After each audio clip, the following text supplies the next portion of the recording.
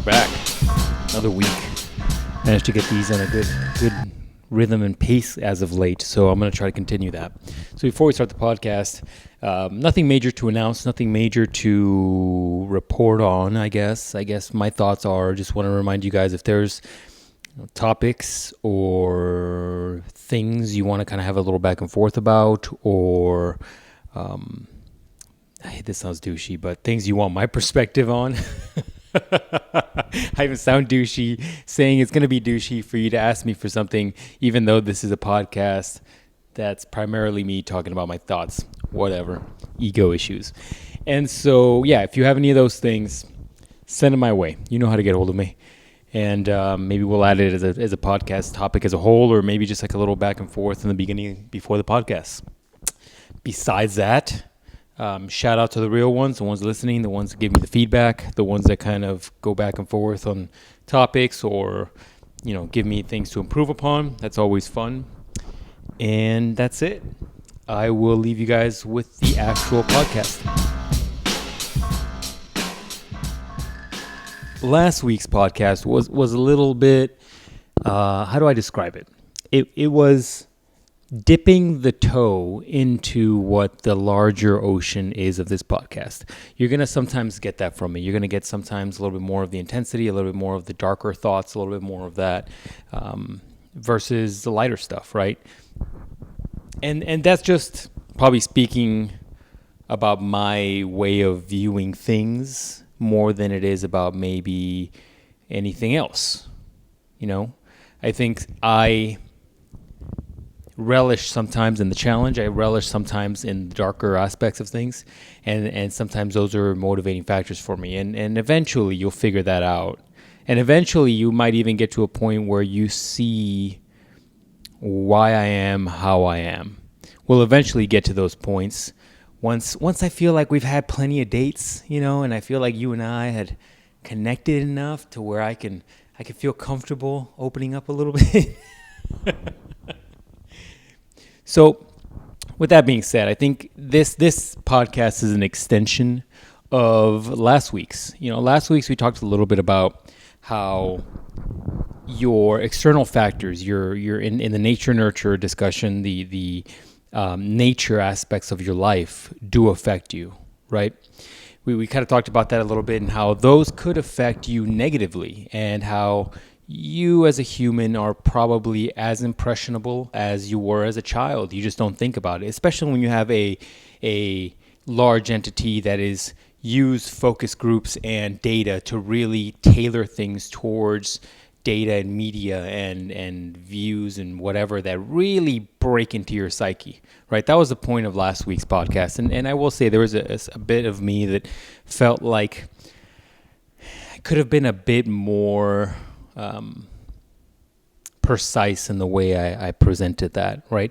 I look at sometimes the analogy that comes to mind right now for dumb reasons is like cooking, right? If you're cooking a stew, the more you cook the stew and you evaporate the fluid in the stew, the more that it becomes thicker, right?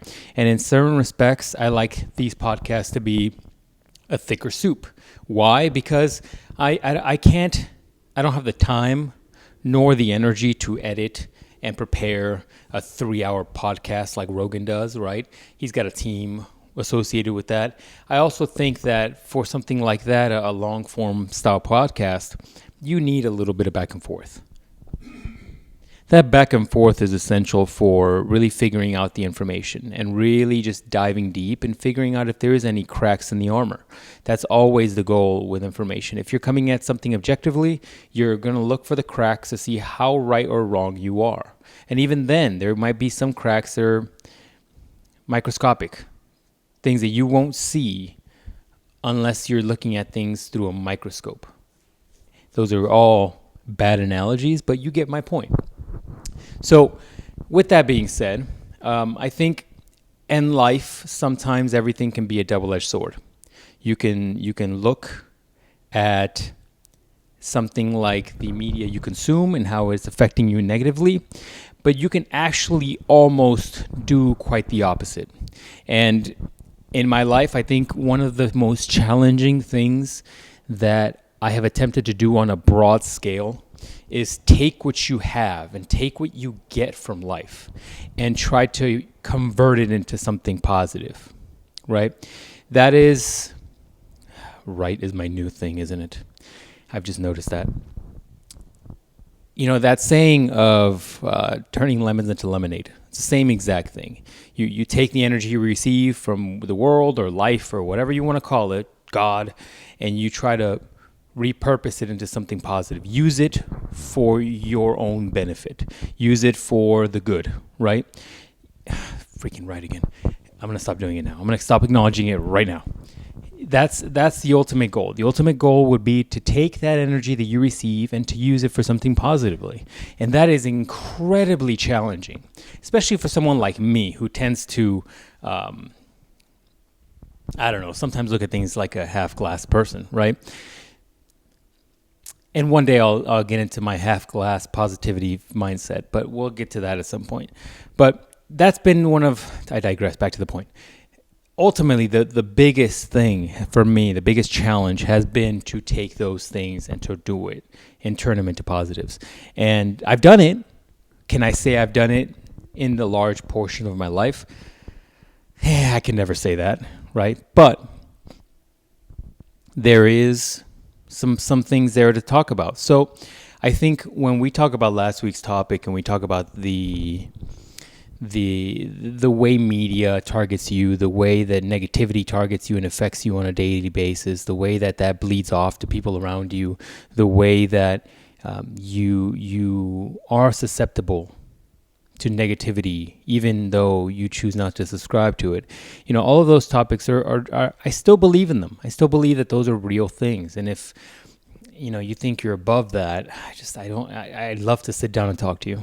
I would really love to sit down and talk to you and think about talk about your perspective on things. But ultimately, I think when we're talking about taking what you receive and turning into a positive, I look at this. I look at the tactics that these people implement on other people, right? The manipulative style tactics. And I look at that and I'm like, well, why couldn't you apply that to yourself? Why couldn't you use that for your own benefit, right? And so what my thoughts on this have always been that you should be able to, or should attempt to, try it out. I'm not saying this is how you should live your life. I'm never going to tell you how to live your life. Those that know me and I try to give advice to, know that I'll never push any of my viewpoints on you because my viewpoints come from a very unique perspective, and you have to make your way in the world based on your views, beliefs, approach, your own kind of internal struggles, right? I won't ever push my own beliefs on you, but I will try to give you my perspective on things, and then you can take that, mull it over, and decide what you want to do with things. And my suggestion to you on this podcast would be to do that exact thing, would be to try to take the negativity in your life and turn it into the positive.